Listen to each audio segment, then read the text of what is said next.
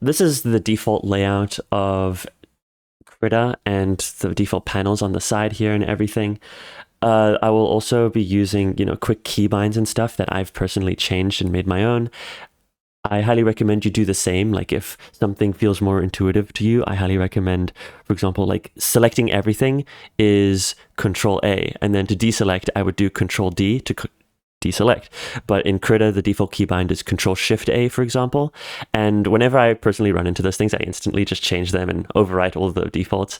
So it's really hard to say what you should do to set up your KRITA exactly the way I have things set up. But if you do kind of want a rundown on all of the default KRITA tools, I highly recommend either looking at the default KRITA YouTube page or this one video by Social Mix called The Complete KRITA Tutorial in Digital Painting Basics, which I used back in the day, and it really, really helped. So first things that I sort of customize would be the themes. I like the KRITA Dark Orange, and we're going to create a new image here. I go by 5000 by 5000 with a resolution of 300 pixels per inch in this case. We're going to press create down here. I have no dockers on the side here is because I use a custom layout. You can access them all by going to settings, dockers if you want to open up like the layers docker, or you can go to window, workspace, and you can select the animation workspace. Window, workspace, select the default one over here.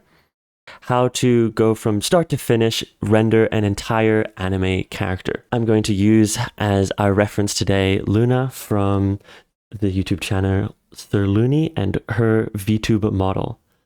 Now we're gonna just remove some of this other stuff. This is from her like model reveal stream, and we're going to be using the techniques for shading and all of that. But first, let us add a transparency mask here, which spawns in this layer underneath.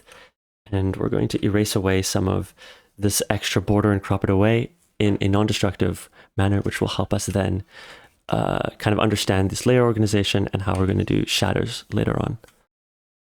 Okay, awesome.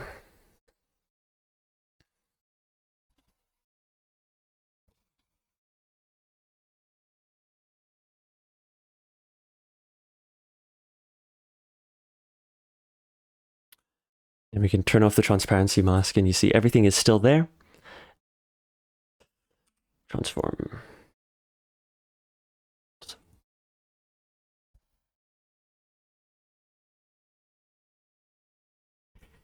As you can see, now I'm trying to transform this image and it's lost its aspect ratio. To maintain the aspect ratio, we will have to, when we grab on these like transformation squares, we will have to hold a key modifier. For example, I believe if you hold Control, it shows you that what it's going to do now is rotate the image, which is not what we want. I think we have to hold Alt and then drag the square like that, and then it'll maintain that aspect ratio that we've got by default. Obviously, as you're scaling things up, it is getting noticeably more laggy, but then we just hit enter when we're happy with it. And you can change it to do bicubic and other scaling, because as you can tell, it's still loading still. There we go. And hopefully it's not too pixelated to be able to read, but it should be fine for our use case, because we're going to just be drawing to the side here. And now we're going to create a new layer. I have a shortcut assigned, but it's just this plus button. And for all of our consequent layers to work, we also have to add a group layer as well, which you can also find by hitting this down arrow. And again, I'm pressing 5 and 7 respectively. So here we have this group here. We're just going to add a new layer underneath it. And it already came parented, but sometimes it just, if you do it in a different order, they just appear like this, and you just have to make sure that it's highlighted and dropped underneath. We're going to rename this to Papa Group. And this will be our sketch layer. When we're doing our sketch, we want things to be as fast and just blocking in the volumes as fluidly as possible without thinking too much about getting everything perfect in the first go. So we're going to just grab a black character here and go in with a fairly large brush compared to the actual line art of the model and just get the proportions done right. For measuring proportions, we can actually lower the opacity of our reference and break it down and see kind of like how many heads tall does the character stand. So for that, I'm just going to create this new layer. And if this is our center line, we're going to look at how big a circle would be if we were to draw it around from the top of the head down to the chin here. And that looks to me about this size here. And then we're just going to call that one head size big. And now we're just going to see how many circles of equal size is it going to take to get to the crotch. And then we can double that to tell how much more we're going to need for the legs. So for example, this character I know is 8 heads tall because it takes 4 to get to the legs, and then it'll be another 4 to go all the way down. And the knees actually don't sit at a perfect halfway level. They actually sit, I would say in this case, like half a head up here. And a full head would be like this big. So again, it would be like 1, 2, 3, 4. 1, 2, 3, 4. This will vary depending on whether or not, like in this case, you can see the heel is over here and the toes are like this. So this character is technically floating or tippy-toeing. So then you could debate whether or not this is a full extra circle, or, you know, if the toes were up here, whether that would just be half a circle. All right. And now with that proportional understanding, we can now, when we go into the sketch here on this side, we can do basically the exact same thing, and we can establish a center line that our character is going to sit on.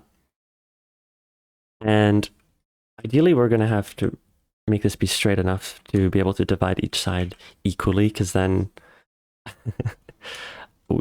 you know, then the character's head is going to be this side, and it's going to be unbalanced because, you know, their feet are going to be like this, and we don't want that necessarily either. So I'm going to just dump in some circles here until we get to about halfway, like that. And maybe this stick isn't long enough so that these sides are about the same length. And then we can just shrink this back down. Remember to hold Alt to maintain the proportion of the sketch. And we can just lower this back down again. And now we can draw the full character. We can hide this breakdown as well and raise the opacity back up.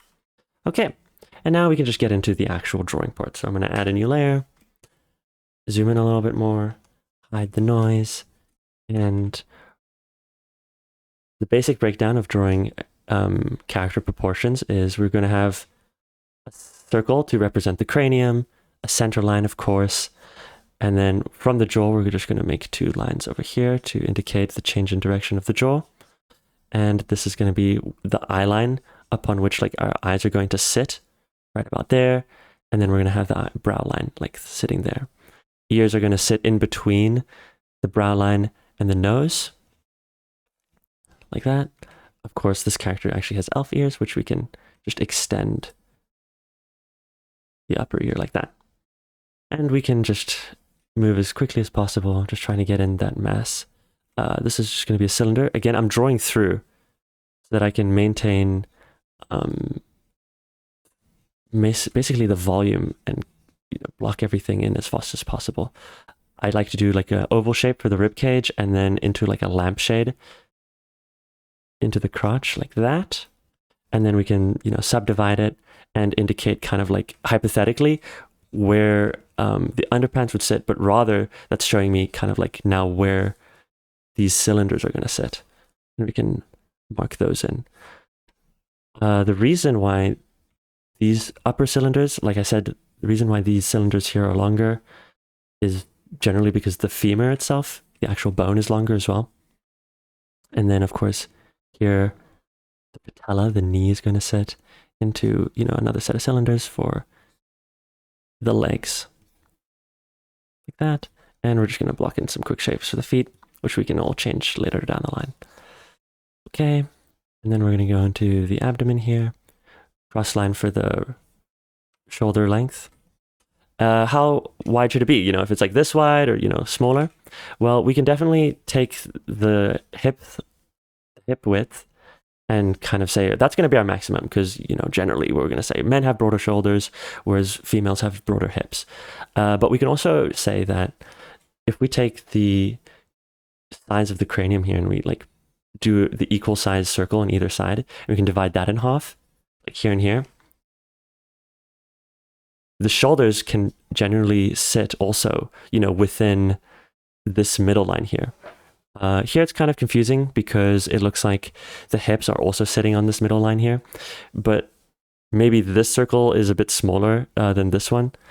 But generally, I could say like now the shoulders are going to sit within this middle line of these circles here.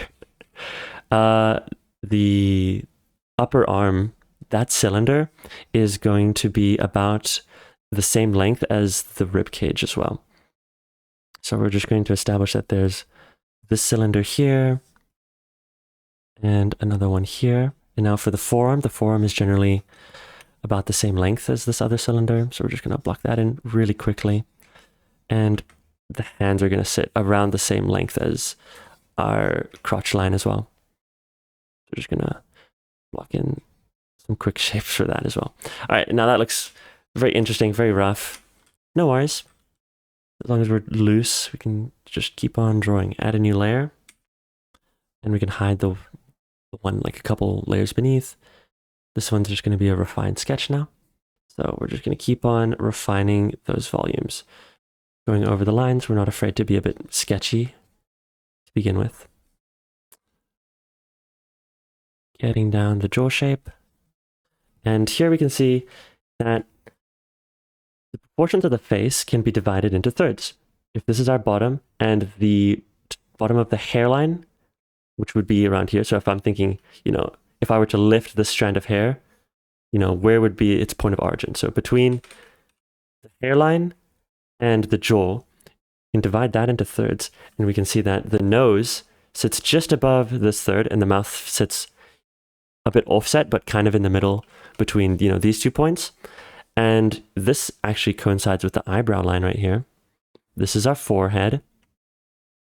If I can create the shape here. And then this arc here represents our zygomatic bone. The change of the jawbone is also going to be down here as well. And then the eyes sit somewhere in between this space, just in the same way as the mouth does. Now we're going to use that same breakdown over here. So if this is our hairline up here, then we can just divide this space into thirds. So again, if this is going to be our full hairline here, we're going to have the brow line sit a little bit underneath here. Okay, so if this is our first third, this will be our second third. That's our last third, but it looks like maybe I need to lower everything just a bit. So that'll be the nose here. This will be the mouth here. Like that. And then the eyes will sit a bit higher rather.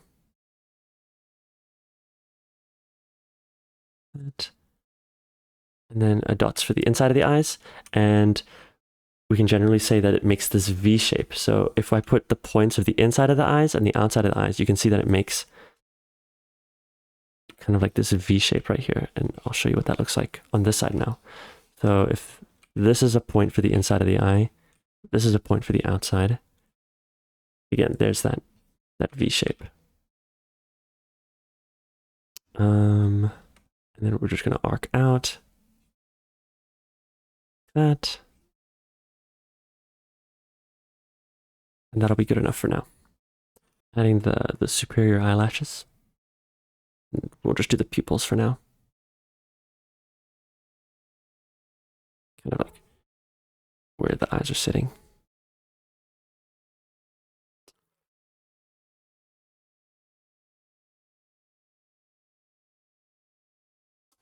Okay. Now the jaw is starting to look a bit strange. So we're going to change that as much as we can for now, but it's still kind of hard to see the big picture. So let's try not to get too sucked into those sort of details just yet. Then we're not going to see quite as much of the forehead on this side. So because she is looking slightly towards the right. Or our right. Then we have the elf ears, which are a lot more, I did them pointier like this. They're actually quite a bit flatter than I thought. We look at them like that, and they coincide with the eye level. We're just going to go like that, and complete the triangle just like that. And eventually you'll notice that if you draw through them, they're all converging into these nice little planes. That actually might even be along the sigmatic arc I was referencing a bit earlier. Perfect. So then completing the neck, we can actually just draw through. This is again just a cylinder connected to the rib cage. Like that. So it'll just be draw a quick center line there, and that'll be the bottom, where we'll have the bottom of the lampshade. This is how it's going to communicate to the abdomen. And then this will be a line for the pectoralis muscle that's going to insert with the clavicle, which is this bone right here. And it tells us kind of like at what angle are the shoulders are sitting. Like if this clavicle will raise if this shoulder raises. But she's kind of relaxed, so it's just going to be a flat line with a light impression of where the bone is sitting right there. The deltoid muscle for the shoulders. And then I'm just going to draw a straight line for now, and then kind of mark that this is the end of the one cylinder, end of another cylinder, and there's some overlap going on, so I'm not really going to bother about drawing the inside of this cylinder. But I do know that, are we looking into the cylinder here and we won't see the bottom one like this? Or like on this side, it almost looks like this hand might be coming towards us, so we might see the inside of this cylinder. So you kind of have to do a bit of construction decision making, where it looks like this one is coming towards us, but this one's going away. So we'll try to mirror that same construction here. And maybe the arms are actually a bit thick. So we're just going to decrease the volume on that side and just keep on constructing.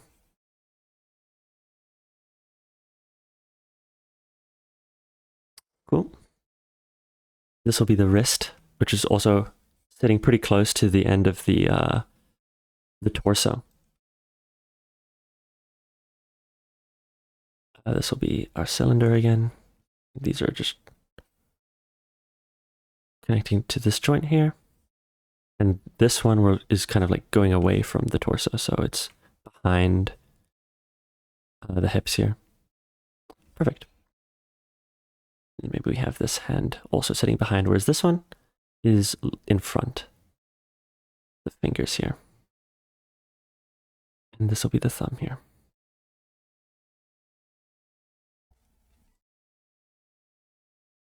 Perfect. That's fine for just a quick sketch to begin with. All right. Blocking in the hair, major shape for the angle that is kind of coming down at. That's V shape. Maybe I have a tendency of making the neck too long. So we're just going to shorten that a bit. And then Control D to deselect. Or Control Shift A if you're running on the KRITA default. The curly of the hair. Perfect. The bangs. And it's getting a bit noisy, so I might save more of the details of the hair for another layer. But at least that's getting in the silhouette closer to where we want it to be. And we'll just keep on adding and subtracting volume. The more smaller our brush gets, the more specific we are with the details. But then it's just a question of time. Like, how accurate is it worth getting before you start overworking and losing time on the drawing?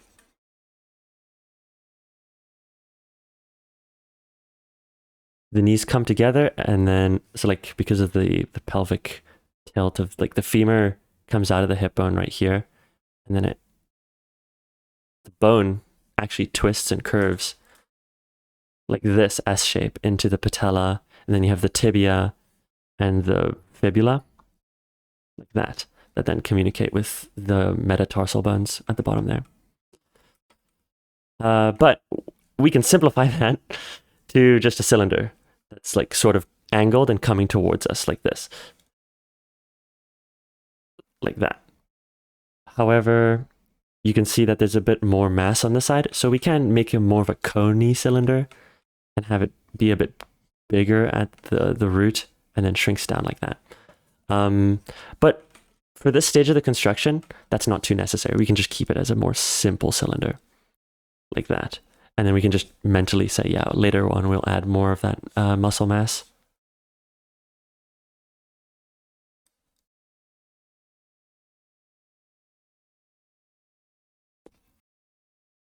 I have a suspicion this may take longer than an hour. And if this is the forearm, is this the foreleg? I should know that question, but I frankly have not thought about it like that. See what the anatomy books say about that one. Okay, into the feet shape. That's very sloppy. We could describe it as it being a wedge. So if this is the entrance, and then the wedge kind of goes like this, and then we can add like another mass for the foot, and then we just carve in and carve out for where we have the calcaneus bone of like the heel and the metatarsal bones that go into the toes here. So how would that look from a top view is maybe we'd have it fan out like this and then come in. Kind of like the classic silhouette shape that you'd imagine. But we're going to simplify that even more and just call it a triangle, right? But this side's just a bit more rounded. Like that. So that's maybe an easier way of doing things to begin with. But we'll get more specific as we zoom in and have a better brush to work with. Sweet. Back to our top paint layer. That's the right thing. Perfect. Shrink that right down.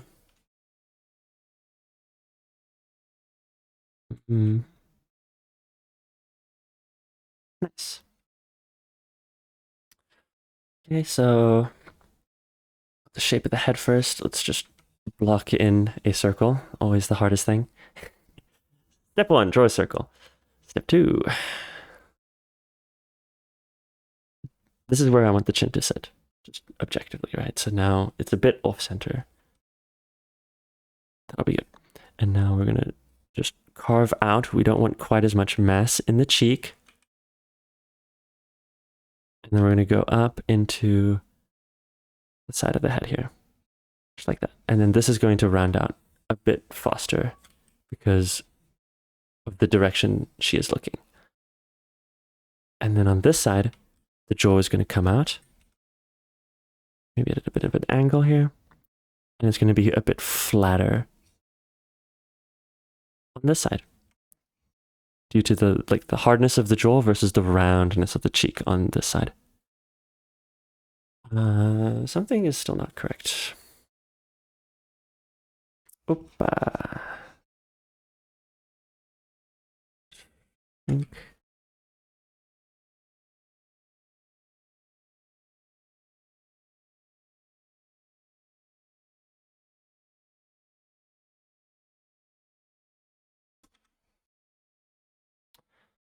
Will do for now.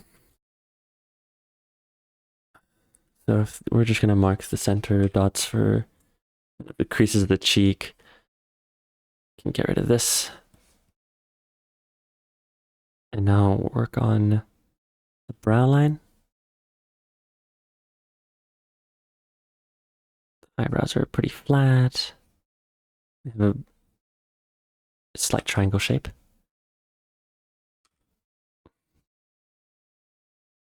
That. With a slight arc at the end. Perfect. And now, if this is a flat line here, this is the center dot here, and I'm going to try to lower this eye. And now we're just going to draw that line for the eyelashes to sit on.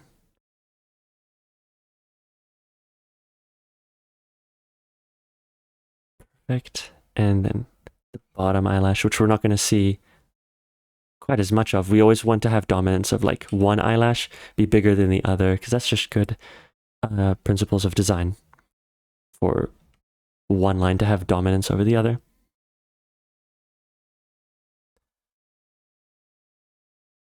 Go into the shadow of the eye.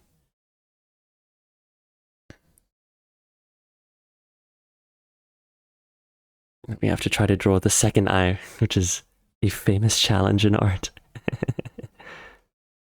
Sweet. Just like that.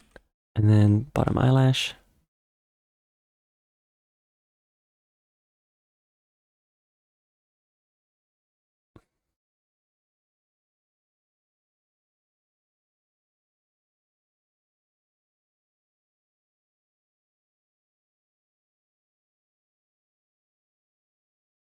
That's kind of uneven still, which we can always work out with liquefy, our favorite.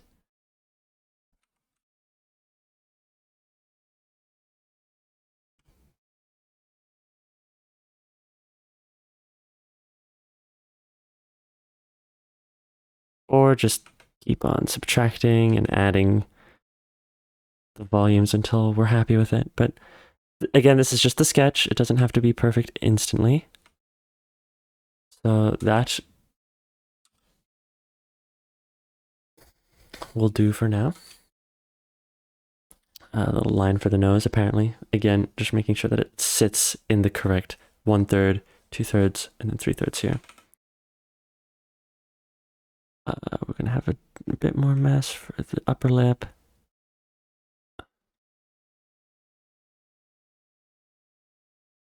That'll do for now. Perfect. All right, a little ear here.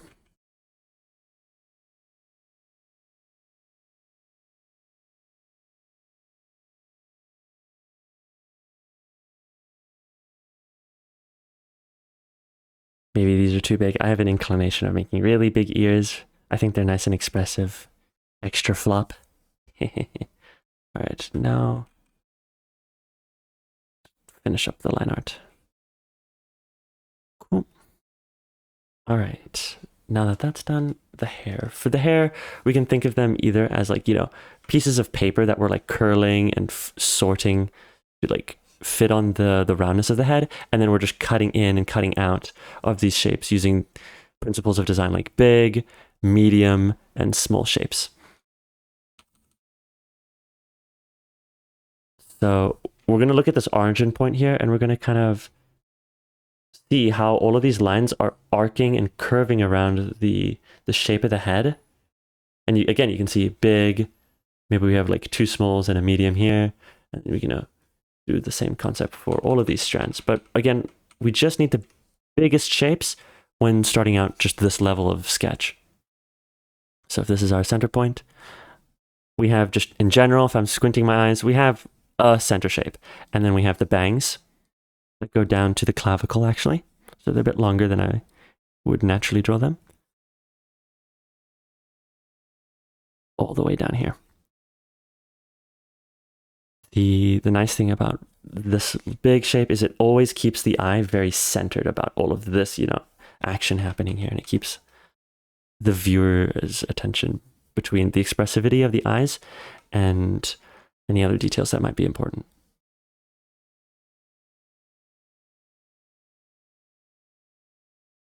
Okay, into the hair. Because I already have like this basic shape as a guide, I can go in and start curling these and looking at what sort of strands are poking out.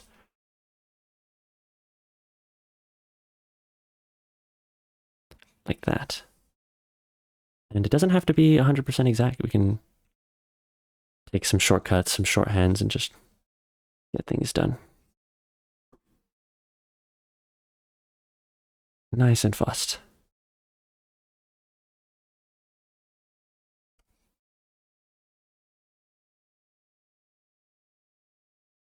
Then we can indicate that I want to subdivide right here, and here. Oh, there's also like a part in the hair. Where's this point? Nice. And now that we have the context of the hair, we can say that, okay, the jaw is too big.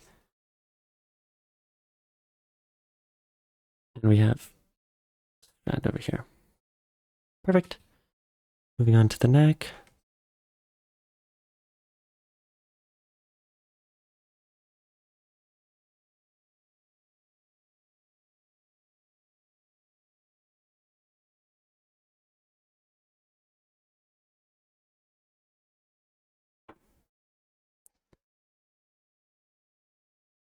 Nice. So we got clavicle down. This is the trapezius muscle for the neck that raises and lowers the scapula, which is connected to the shoulders. So the shoulder muscle here is the deltoid, the most famous one here. And we can just subtract these lazy lines here and just create new volumes according to where they need to sit. This line here is the pectoralis muscle, and it's arcing down here. That then connects into the breasts. It's all very, pretty intuitive.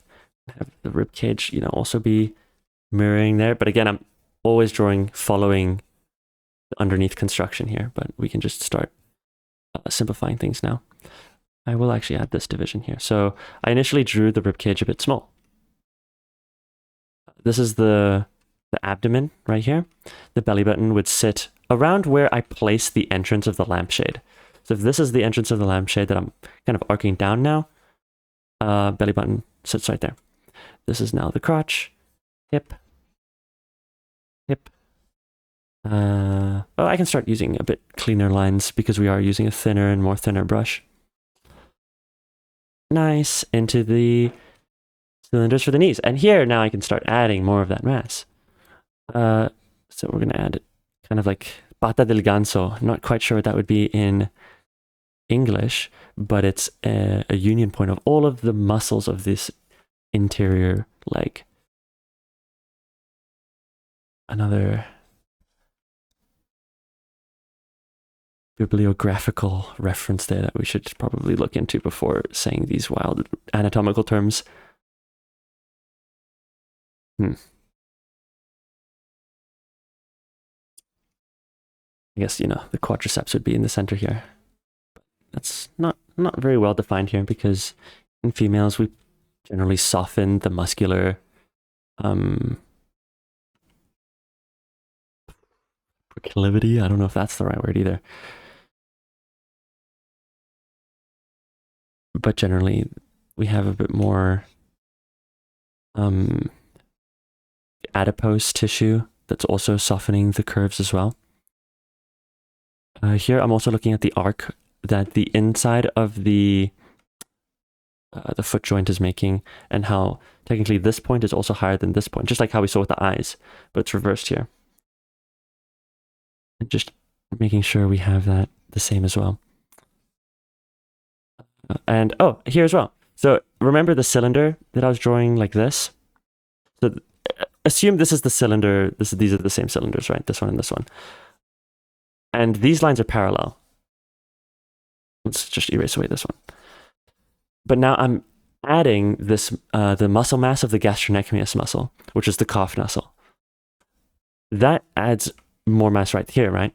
And I would say the apex of this curve, the highest point of this curve away from the cylinder, is higher up. It's like here. Meanwhile, we have a little bit more, because it's wrapping around the back of the cylinder. It's a bit lower on the inside where the shin is, like that maybe. And basically what you notice is that if the highest point is here and the inner point is like here, it's also making that exact same V shape.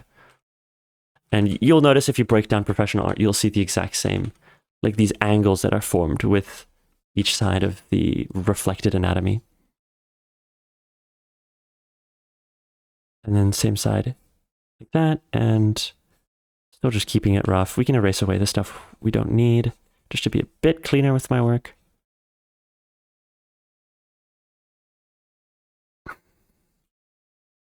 Close enough. Perfect. Okay, we're getting there. Let's do the clothing. Got the collar here that's poking out. Looks good. And try to do one side and then the other to keep things as symmetrical as we can eyeball that. Okay, now I could go in here and like follow every single line, but I'm looking for these major shapes where they're intersecting, and this whole thing is a triangle that is then subdivided. So we're going to try to keep that good habit of drawing through everything and then erasing away the parts that we don't need. So like we can erase this away when the time comes. But first let me get the kind of the curve here of the neck of the shirt. And that'll be down here. So let's see, it's got all of these wavy lines. I'm just going to draw like a general level here that's kind of like halfway down the thigh. And we can just cut it off here, and it's going to do all of its bumps and come back up to the insertion point of the upper arm. Oh, and we have a second collar, technically. So that's going to sit around this level, again, around the pectoralis muscle. And it's going to be higher on this side and lower on the side to have that casual look. Looks more like relaxed, and technically maybe this shoulder might be higher than the other one, which is a very natural asymmetrical position to be in. Okay, on this side as well. And we got this sort of thickness that then, I suppose the whole shirt is curving down again, so I should calculate for that as well. So that's going to be like that. And then this creates another triangle. You'll notice that in art, we draw a lot of triangles. It's a very important shape to get used to. Cool. And then now we can subdivide it, because these triangles are now have become relevant, because we're just looking from biggest to smallest. We can draw a center line here for where I want to put the buttons. They're going to sit within this line. And this is then going to form the roulas would be, what's the term? The folds, the wrinkles of the shirt. And of course, it's going to be just kind of, the weight of the shirt is going to be draping from most likely the arms and the breasts, and then it's just going to, the next thing that is going to hit, of course, is going to be the hips. So we're not going to really worry about how concave the abdomen is. All right. Into the breasts, I assume. And we can cover up all of the anatomy of my hand. So that's why it's not really important that we got this mass down amazingly, because the easiest trick is to just cover it with clothing. Never runs from your responsibilities, but if you gotta save time, you gotta do what you gotta do.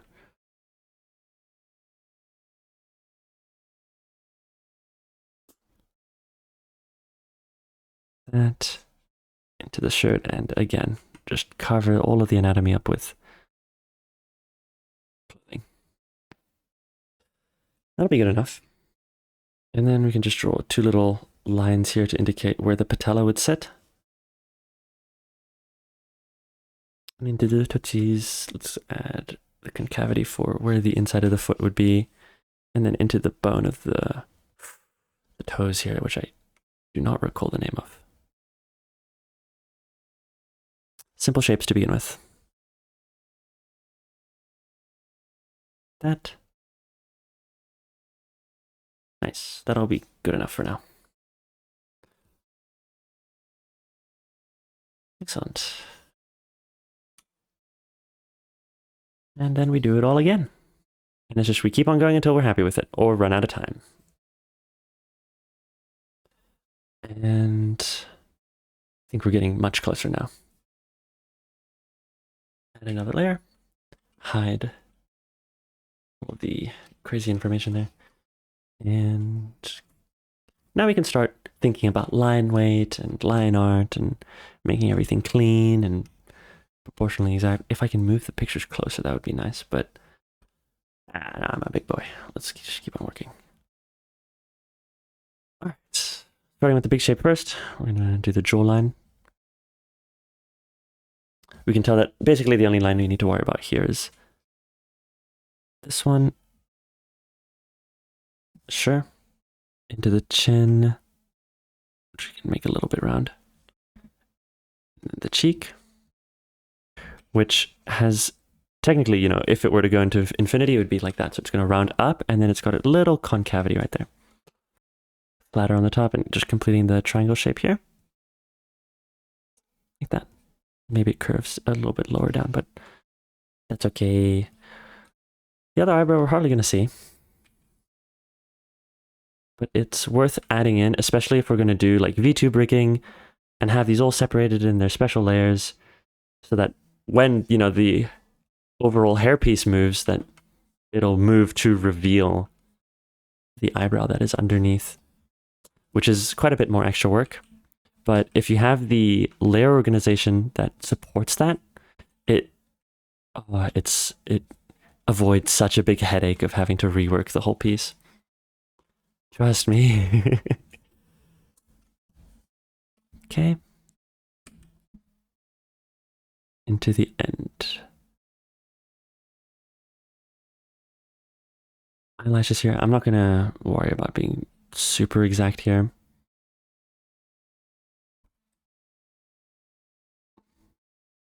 Just getting the general idea of kind of what this image is showing on the left.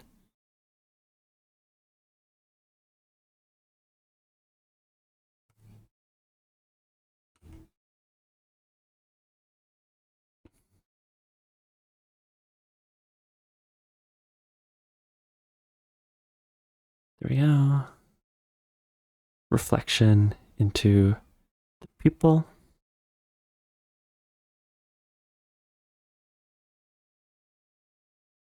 And then technically there's like also like a smaller line here to kind of show the diversity in the iris.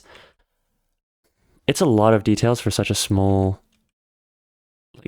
like scale of drawing. I might just leave out because at the end of the day, I have to kind of just look at the big picture and not worry about those quite small details that we can save time on.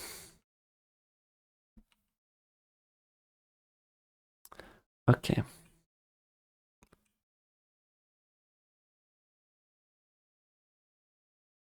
Nice. That looks like a very great eye.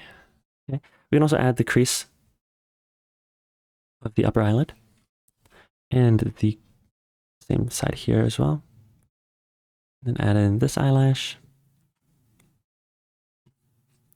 And now the question is, how do we make this symmetrical? Ideally, kind of like the line that you do on the other one side of the eye, you kind of like try to do them all like equally at one side at a time, but it's so easy to get stuck into one eye and then be like, oh, now I have to start from zero again to make them equal. So in hindsight, it would have been nice to say, you know, do one thing and then do the mirror image of the other. Or you can treat them as two different subjects and just be like, hey, you know what? We're going to try our best here. So like that.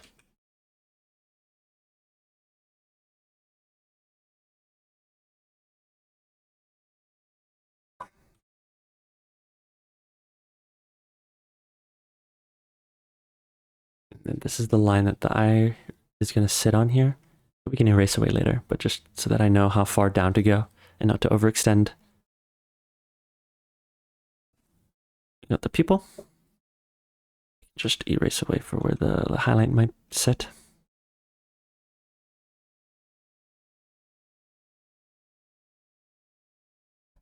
And it looks like now the pupils are different sizes, the eyes are different levels, and all of that chaos, but I'm not too worried. We can always just add another layer and fix all of those sort of details.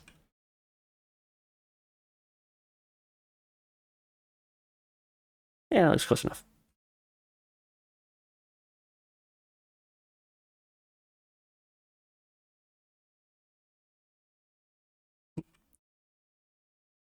So now we can start partitioning things in their separate layers. So this will be a layer for all of the facial details, like the mouth, the nose, the eyes. And then we can have a layer for the ears and the hair. We're getting somewhere. Let's go. So we're gonna add just another layer here and go back to drawing. This one's gonna be for the ears.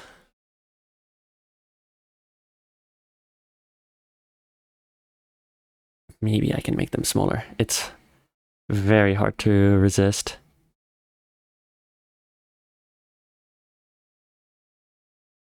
Like that.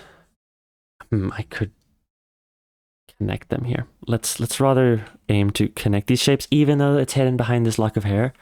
It's really good to just create the connected shapes. And like I did with this, reference image, the way I like masked it away, we're going to mask away the ear assets so that when it comes to animation and VTube modeling, we can have the full assets for when we want to animate the hair moving. It'll reveal the complete ear.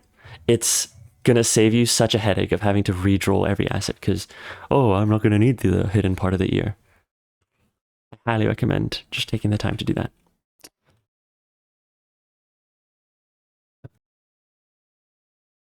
And I should think about creating another layer now because I want to keep everything as separated as possible. Nice. Hair shape. So this is our major shape for the bangs. And we might even want to lower the eyes so that I can kind of draw the bangs without getting too distractive of like how dark the eyes are and stuff. So let's think about like, start a little bit lower, it looks like. And then it's going to curl right to the corner of the eye here. Try to match that shape. And on the other side as well.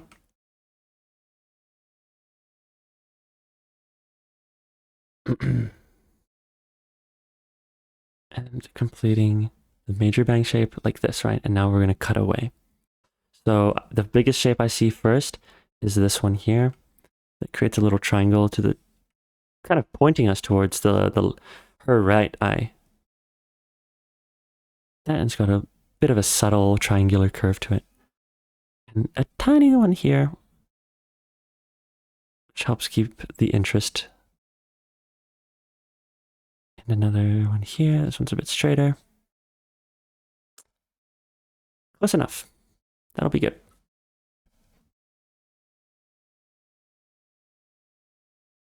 And now into the one on the side right here. I think that'll be good enough. I don't need to get into crazy detail about how, each tiny piece of hair is interacting with each other. Because in the end of the day, most people scrolling by and looking at an image won't really be appreciating those sorts of details. So we do always want to maintain a level of like zoomed out and macrospective opinions on how deep we need to go on the details. Sure. And now because we're on a different layer, we have the opportunity here of like lowering the opacity of the ears. Now I can draw over the ears and not have to worry about getting confused about which line is where. The bangs, so we actually have two levels of bangs here. We have these short bangs that end kind of where you would expect them to, around the same level as the mouth. Then we have the longer bangs.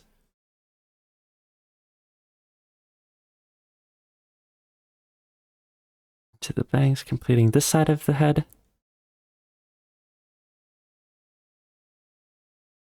That's kind of good enough. We just need to complete this shape a bit more.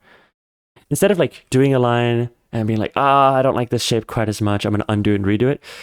Just take the time to just erase away and, carve the shapes the way you want it instead of necessarily undoing everything specifically. Because this is a form of positive, correction. Whereas like just doing a line and undoing and doing a line and just changing slightly how you're moving your muscle is kind of destructive and it holds you back in some ways. So I highly recommend getting used to just toggling the eraser mode of the brush and working through every stage of the drawing from the perspective of it doesn't have to be perfect. You just want to slowly, generally push everything collectively in the correct direction, like we are doing with this entire sketch. All right, so now, because the position of the head, we're going to see more of this side and less of this side. And so we're just going to mark in here the roundness of the cranium and all of the hairs following that curvature.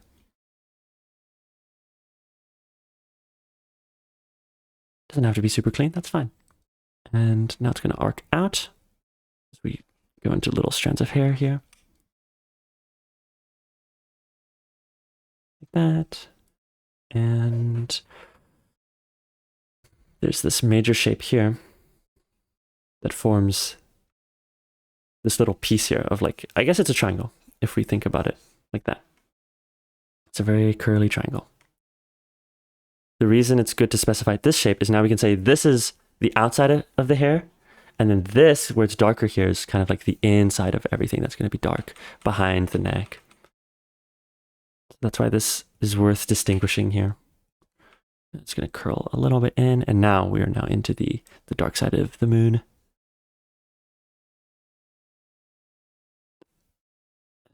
Okay, some random curls that I can't really see the detail of, so I'm not going to worry about it too much. Same mirrored image on this side. Excellent.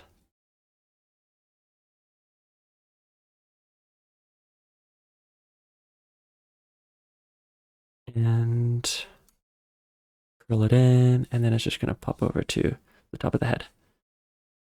You have a little bit more curls. I don't know if these are entirely necessary to add because it's just kind of confusing the silhouette, but it looks okay. We'll keep them in. There we go. We got some subdivisions here. Cool. And now for the lower bangs, which I could separate in another layer. I might just keep them all as one because I'm not planning to animate this.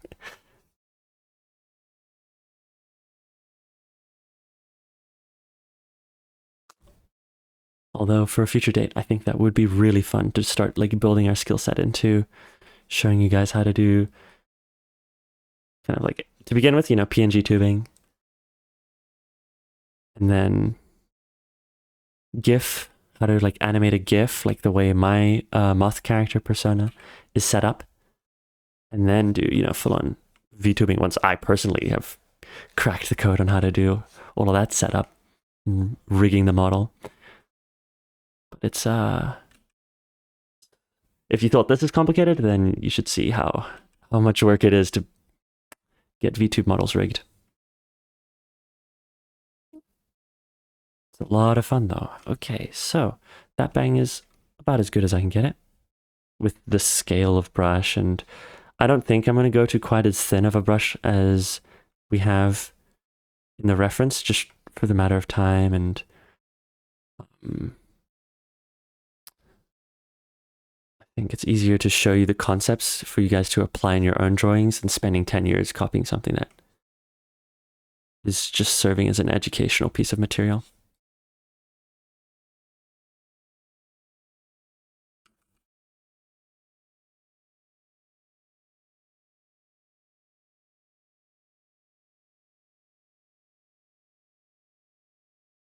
Okay.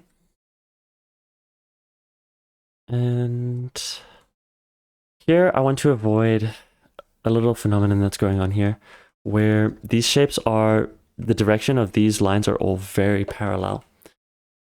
And it seems to be sort of an issue here, but you'll notice that this line is slightly more lateral, while this one is more vertical, and then this one is curling in between them, so they're all visually distinct.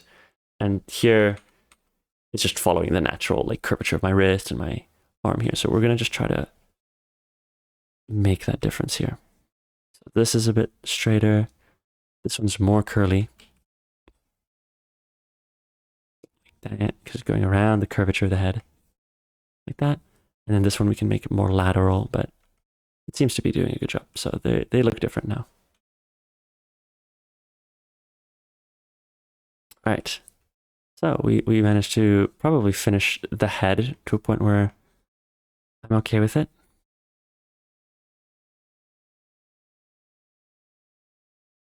I think we can always clean up some of the sketchiness of the lines, but that will be once we start thinking about rendering and stuff. Nice. On to the body. We're going to add a new layer.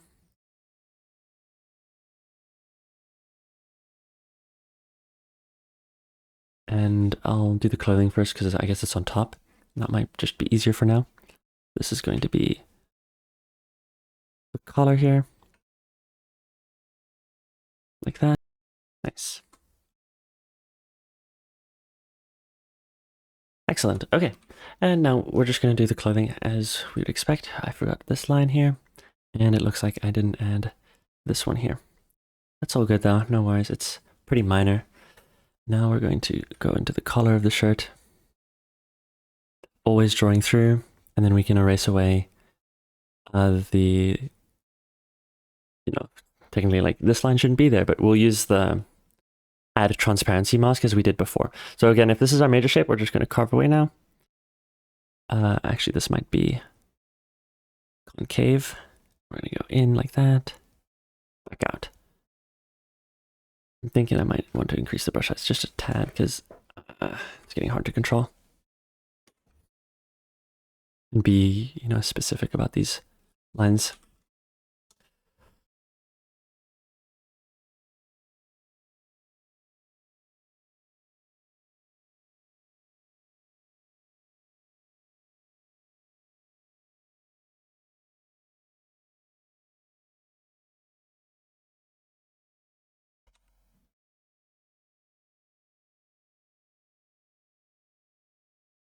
There we go.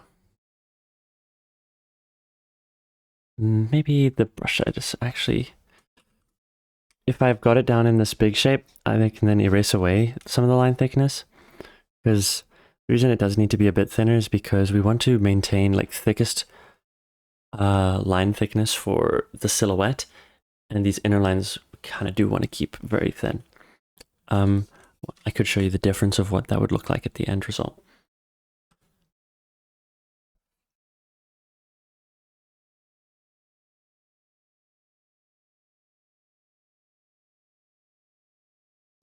Nice.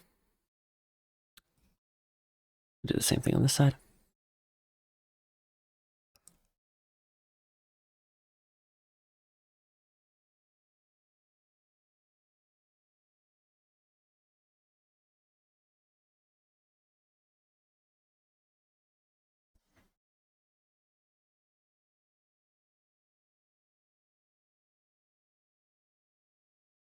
Into the shape there and complete the collar just like that. Erase away the small portions that we don't need. And then this would be the brassiere. So we're just gonna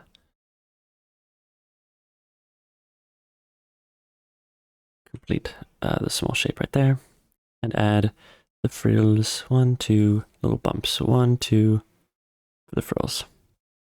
We can just thicken them up there, there.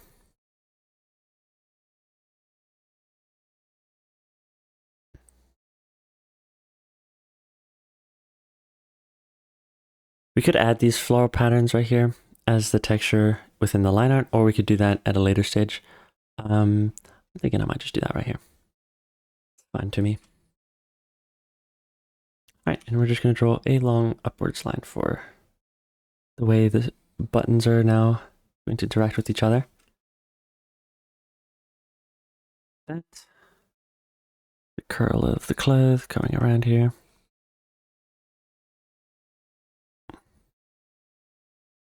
Boy, yes.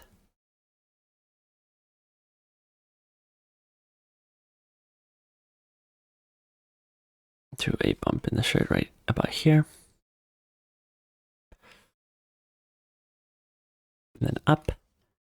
And the same thing on the side.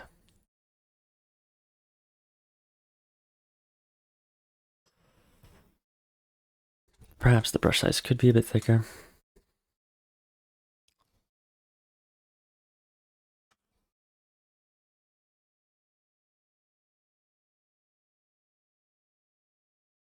Okay.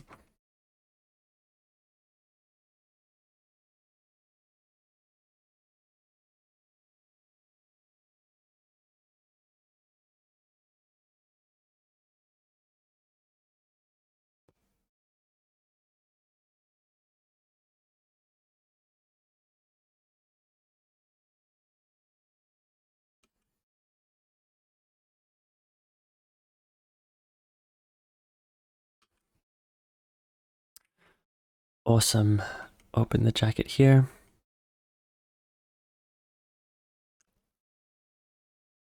that. And I might keep the arms on a separate layer. But I don't think it'll affect the drawing too much, because at this stage we are just doing a small render.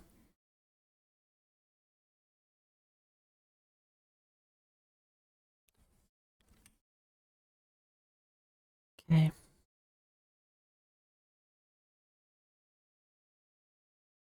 Up here like that, and then complete the shape. This side.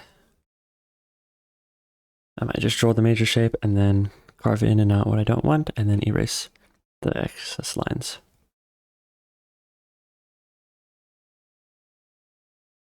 Into the deltoid. Ah, I was going to do that on a different layer. That's correct. Like that. Let's see. That's all looking good. The sleeves now we can do. So, oh yeah, I'm going to simplify things and just say that's going to be a line here. Add some bumps for the sleeve where we're bending into from the forearm to the upper arm. This will be a line here to indicate where I want the fold to go. Like this, just this big major one. It actually crosses a little bit lower. There we go. And there's another one right there. Now we're going to do the cuff. It's got like a roundness to it. And then we can have a finger poking through on a different layer. Same thing here. So this will be the line where the sleeve ends into the cuff. That. And then a little bump where the seam is. It goes into this bend here, which indicates the change in direction, the change in arm. And then we have this major shape following kind of the direction of gravity, where what it's all hanging from is it's pointing up to the deltoid. Let's see, that's pretty nice. And then we're just going to add another one here. Sure, it's a bit more loose hanging. And then this line on the opposite side. Looks like I had a bit of a change in brush size here, so I'm just going to show hierarchy and say that this is in front, so it's going to be, if not slightly darker. And then I can always clean it up slightly later.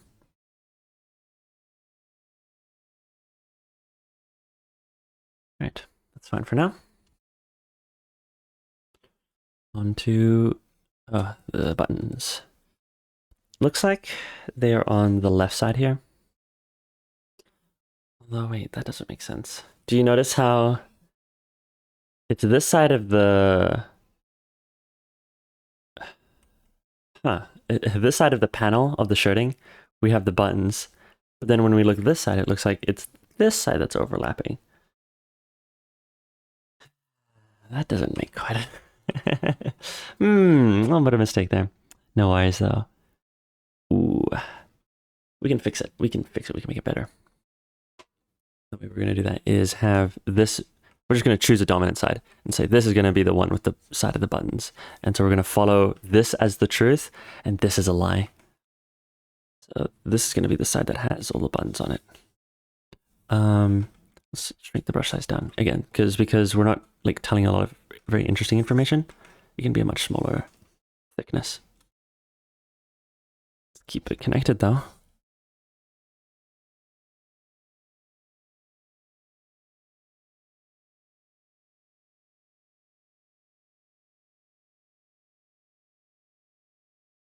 There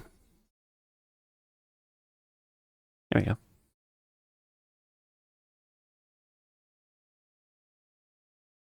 And following kind of my sketch here was a bit of a mess, but that's okay. I got it close enough right there, and keep on trying to follow the curvature. Did not do a very good job of indicating where I should go here. It's okay though.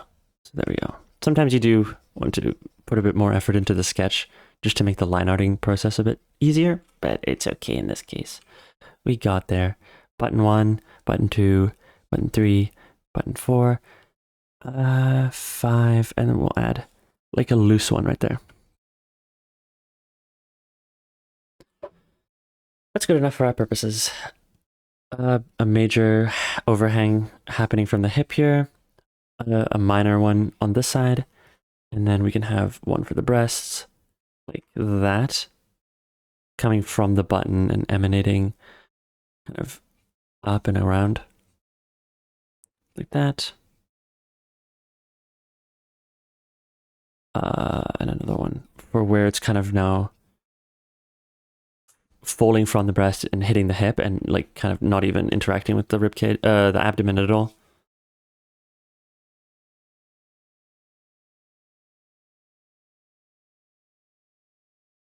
Like that. Excellent.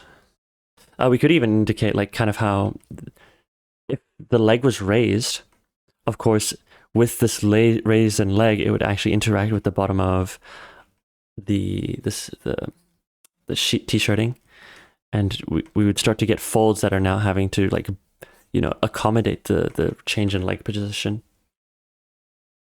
But for now, we do not. So that's all good there. It looks like the shirt's done. And we can just add another layer for the legs. Let's see how things are going. So if this is at 12%, let's raise it. Oh, that's the sketch, of course. That'll be the eyes and the ears. And is there anything else? The hair, torso, and then this is the new layer for the skin. So this is the pectoralis muscle, and it's inserting into the humerus bone at underneath everything, right? And then on top is the deltoid. We can draw a little bit more straight.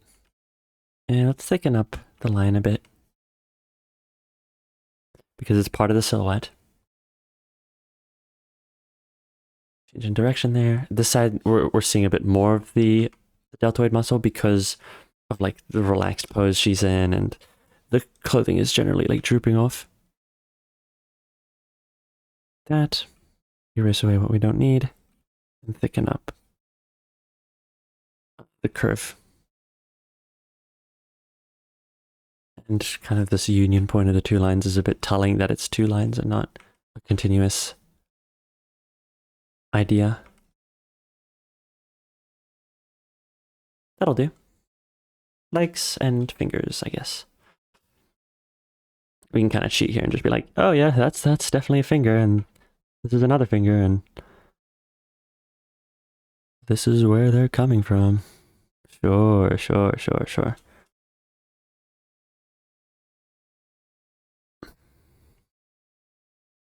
That's one finger, and then boom, boom. So with fingers, we're gonna have a flat side and a fatty side. So these are two like concave fingers, and then we can draw like the roundness. Oopa, that's not very. Yeah, like that. And then this is two concave. Could be flatter. There we go. So now we could even just take that and deform it and fit it to our use case. But I'll do it one more time here. So this is just going to be a bit rounder, and then into another shape right there. Yeah, that's pretty good. It's definitely not distracting. No one's really going to notice if it's a bit off. It's not the biggest deal. Into the knees here. We can kind of see that the placement of the patella, this triangular bone here, is a little bit too centralized. It needs to just be a bit more medial. So we'll get so we're just going to go into try to make the legs not that big. Doing these long lines is always very difficult because you have to have a very flowy and like consistent line weight. I definitely struggle for that. But it's okay. We're just going to stop here then, and we're going to say this is our beginning point, that's our end point, and we're just going to do a simple shape like an arc. That arc is, you know what? It's maybe not perfectly following this stuff, but it's close enough that I'm just going to forfeit some of that accuracy for the sake of getting to do the entire leg and not spending 3 hours getting one curve down. This is an S curve here, so it's kind of bulging out this side and then curling back in. So I might just merge two lines and then erase what I don't need in it. Like that. And then it goes down into the flat of the knee. Excellent. And we can just say, in general, we have the patella going there, and here. Maybe it's a bit lower, because basically what it is this is the center, and that's actually that might actually just be a better shape to use right now. Like that. And just kind of mirror it. It's like a triangular 3-dimensional shape. This cross line it is a triangle. It's just this cross line is showing the highest point of the bone. It's kind of an organic shape. It's very nice. The knee is too thick, so we're just going to, I guess we could grab this whole piece here and then transform it. And then I guess we can use the deform if it's going to let me. What? Maybe shift? Nope. Not to worry. So we can set the center point to up here and just angle it in. I'll do the trick. Control D.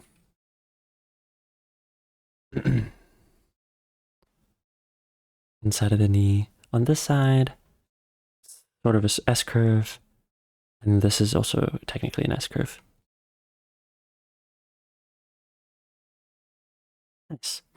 And then we can erase away kind of the center part of the knee here, because we only need the side information. Like that. It's good enough for us. The brush got huge, so we're gonna decrease it again. Outside of the bone.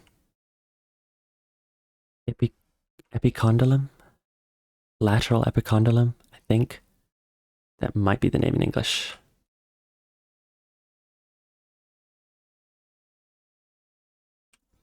The interior little protrusion there. Like that. Into the gastrocnemius muscle once more. Now that I'm looking at it again, it might be, it's hard to say.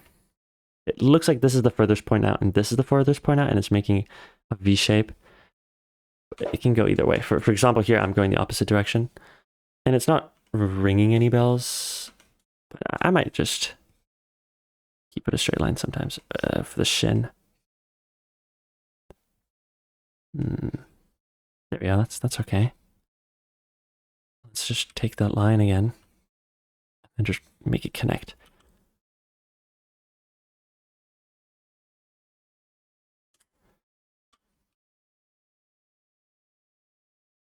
Then join them like that. And then inside of the lateral epicondylum, interepicondylum deluge, make this knee a bit nicer and rounder.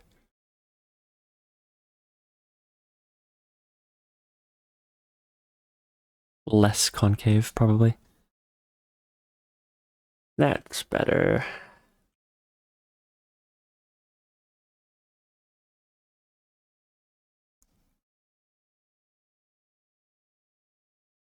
There we go. Into the feet again. And, you can think about adding that much detail. I'm probably just going to do simpler shapes. We'll see. So, there is a change in form into the toe, into the heel. Like that. And this will widen here. 1, 2, 3, blah, I forget. Closest. That's good enough, actually. She might not even have a fifth toe. Well, it's probably there. Who knows?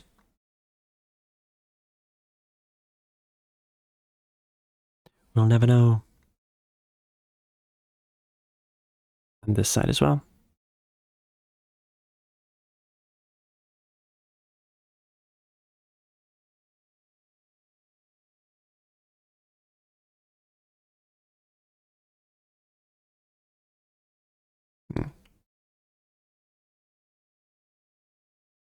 Oh, I've actually drawn them 2 different heights.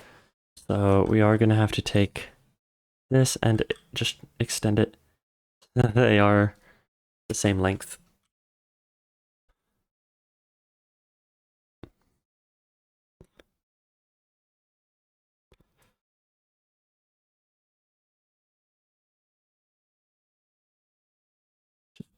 Kind of try to gauge if that's correct. I will also link in the description for the YouTube VOD. Of course, this is Sir Looney on YouTube, and I'll also link the how to draw KRITA, like general basic tools and basic keybinds that I highly recommend checking out as well. All right, I will see you guys in the next one. Adios.